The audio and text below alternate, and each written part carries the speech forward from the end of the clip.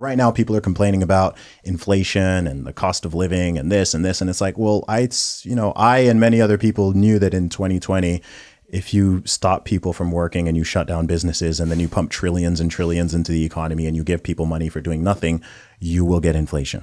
If you stop children from going to school for a year plus and they're not seeing human faces and whatever, they're going to have some developmental issues. Now you've got tons of children now going to speech therapy, and some of them are dealing with sort of weird mental issues and anxiety. Because if you were you've got young children, right? Maybe they're like young enough that they almost like kind of miss the worst of it. But if you have like, I don't know, a 5-year-old or a 4-year-old, and or a child who was 4 or 5 at the beginning of say 2020, and then for like, I don't know, half of their life, they're surrounded by all this madness, and they're seeing everyone panicking, and they're not seeing human faces, and they're not in school. They're not being social. Zoom. I mean, how do you go to school over Zoom when you're 5 years old? I don't know exactly all the long-term consequences of that, but there will be some, because that's not normal, right? We're social beings. Like, we have to be out there socializing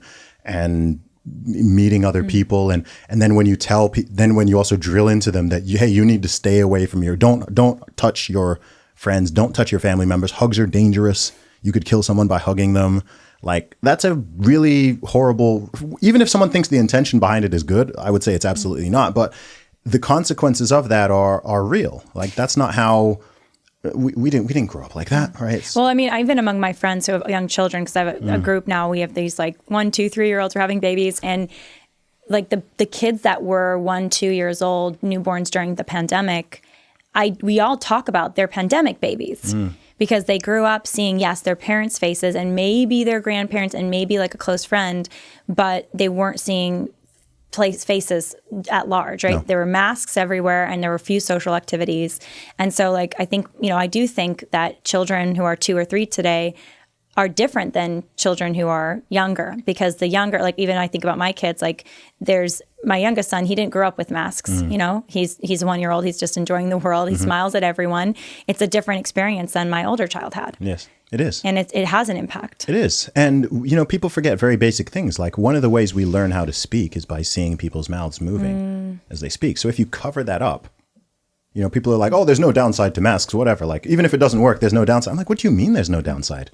Right. But this is also what happens when people think you need like an extensive peer-reviewed study for making obvious points. Right.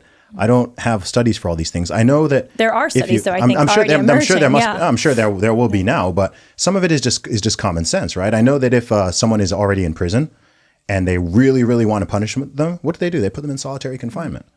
Right. If you've already committed a crime, we've already institutionalized you. We really want to punish you. We're putting you in solitary. Right. Leaving people being isolated and not being able to go outside or interact with other human beings, it drives people mad. It's horrible. We've known that for a long time. So all these governments around the world, when they're telling people, just stay in this place for weeks on end, for months on end, don't go out, see other people because you're going to harm them, you're going to kill them. Then you're hammering them with all these messages of fear. Like, it drove a lot of people crazy. And, now people are acting like none of it ever happened, which is very strange. Like, that's one of the weirdest parts. Like, it's kind of like PTSD. It's like you just blank out. You're just like, I'm not gonna. Yeah. And then you maybe recall it in your nightmare, but you don't want to think about it. I mean, it's affected me. Yeah. It's affected me permanently. Yeah. And I'm less neurotic than 99% of the population. So if it's affected me, then it's certainly affected everybody else.